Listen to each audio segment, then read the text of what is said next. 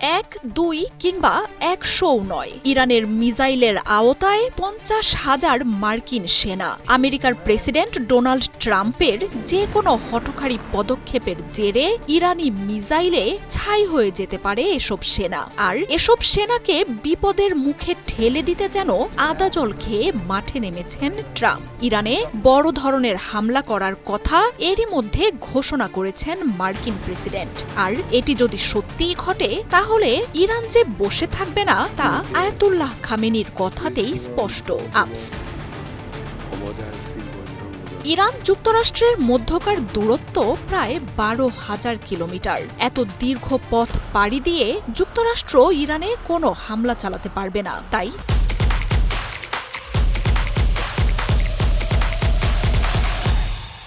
সম্ভাব্য হামলার জন্য বেছে নেওয়া হবে মধ্যপ্রাচ্যে থাকা মার্কিন সামরিক ঘাঁটিগুলোকে। আর ট্রাম্পকে পরাজিত করতে সেই ঘাঁটিগুলোই এখন নজরবন্দি করছে আয়াতুল্লাহ খামেনির বাহিনী।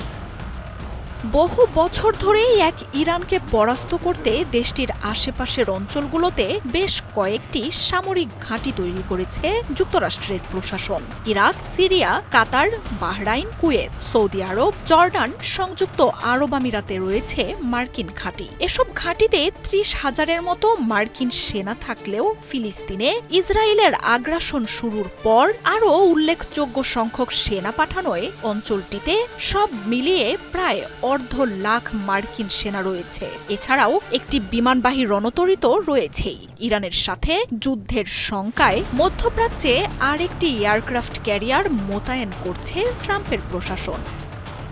আর যুক্তরাষ্ট্রের এসব স্থাপনাই রয়েছে ইরানের হাতের নাগালে। ইরানকে ঘিরে এসব ঘাঁটি তৈরি করা হলেও বহু আগে থেকেই মার্কিন স্থাপনাগুলোকে নিশানায় রেখেই নিজেদের অস্ত্র আর পরিকল্পনা সাজিয়ে রেখেছে ইরানের বিপ্লবী গার্ড বাহিনী, যার মধ্যে সিরিয়া ও ইরাকের মার্কিন ঘাঁটিগুলো প্রতিরোধ দলগুলোর হামলায় জেরবার। ফিলিস্তিনে ইসরায়েলের আগ্রাসনের জবাবে ১ বছরেই ইরান সমর্থিত প্রতিরোধ দলগুলো মার্কিন এসব ঘাঁটিতে ১৬০টির বেশি হামলা চালিয়েছে, যাতে হতাহত হয়েছে বহু মার্কিন সেনা।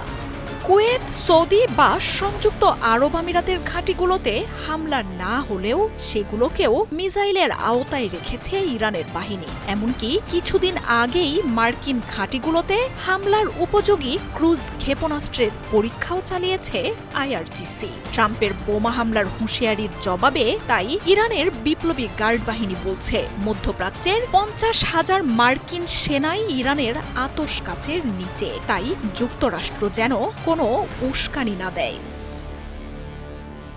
মার্জিয়া উপমা, ৭১।